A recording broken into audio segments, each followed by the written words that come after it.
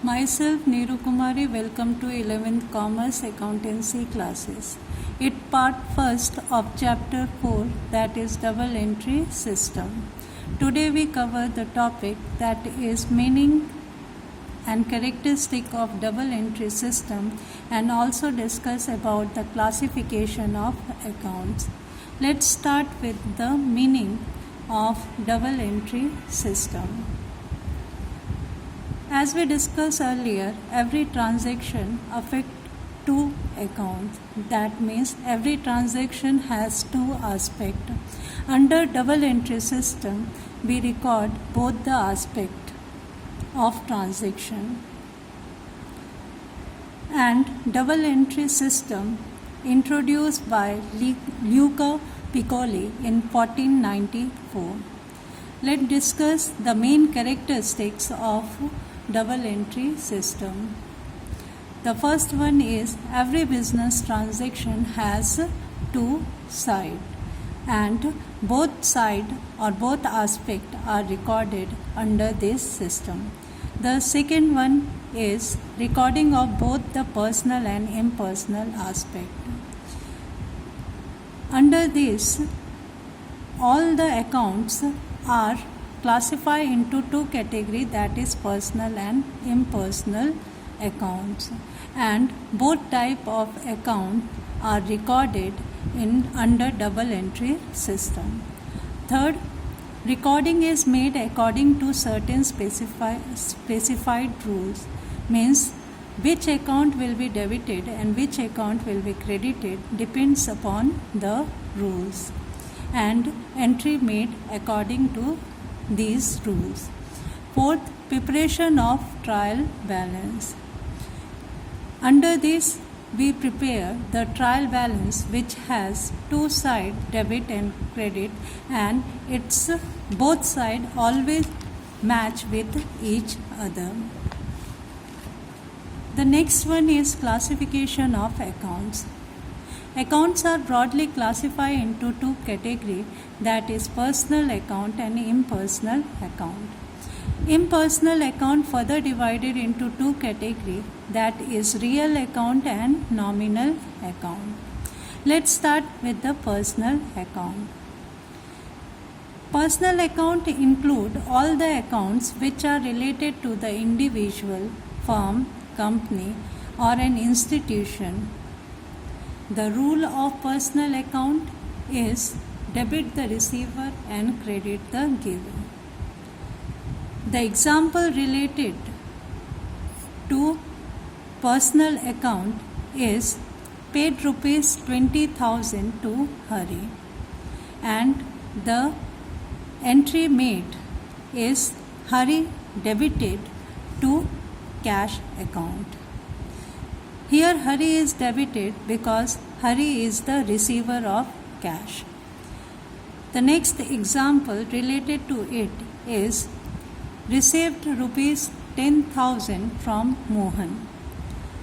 The entry of this transaction is cash account debited to Mohan. Here Mohan is the giver of cash, that's why his account will be credited. The main objective of this account is to know how much amount owed a person account from the business or vice versa. Personal account further classified into three categories, that is natural person account, artificial personal account and representative personal account. Natural personal account, it's clear from the name that these accounts are related to the natural person or human beings. The example of these type of account is Mohan's account, Sohan's account, Seema's account, etc. Artificial personal account. It's clear from name that these accounts do not have a physical existence as a human being, but they work as a person. The example of it is firm's account, any limited company's account, bank's account, etc. Representative personal account. When an account represents a particular person or particular group of persons, it is termed as a representative personal account. The example of it is outstanding salary, prepaid insurance, etc. Now we discuss about the impersonal account. As we discussed earlier, impersonal account further divided into two categories, that is real account and the nominal account. Let's discuss about the real account. The account of all those things whose value can be ensured in terms of money and which are the property of business are termed as a real account. Or we can say that it includes all those things account which converted into cash. The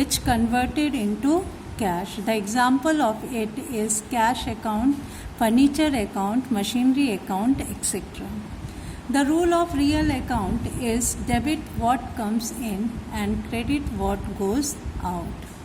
The example of it is purchase furniture for cash rupees 10,000.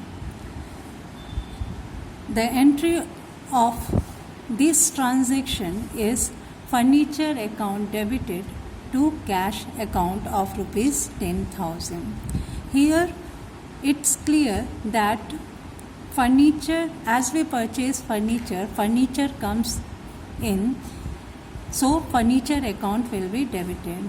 And when we make payment for it, cash goes out, that's why cash account will be credited. The main objective of it is these accounts represent the value of various property owned by the business in terms of money and indicate the financial position of the business. The other real account also classify into two categories, that is tangible real account and intangible real account. Tangible real account include all those things which can be touched, felt, measured, purchased, sold, etc. The example of it is cash, stock, furniture, land, building accounts. And intangible real account, it represents such things which cannot be touched, but their value can be measured in terms of money. The example of it is goodwill, trademark, copyrights, etc. The next type of account is the nominal account. It includes all those accounts which are related to the expenses and the income. The example of expenses are salary paid, rent paid, discount allowed, bad debt, etc. The example of income is commission received, interest received, discount received, etc. And its rule is expenses and loss are always debited and income and gain are always credited.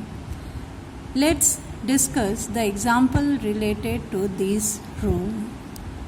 Paid rupees 20,000 for salary. The entry of this transaction is salary account debited to cash account of rupees 20,000. Here salary paid is treated as expenses, and according to rule expenses are always debited. So a salary account will be debited here. Take example related to the income received. Received rupees 5,000 for commission. Here according to rule income is always credited. That's why the entry is cash account debited to commission account. Commission received is treated as an income, and that's why it will be credited.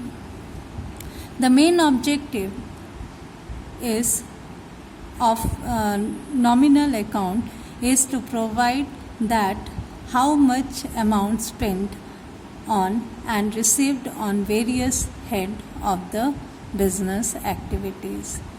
Thank you and have a nice day.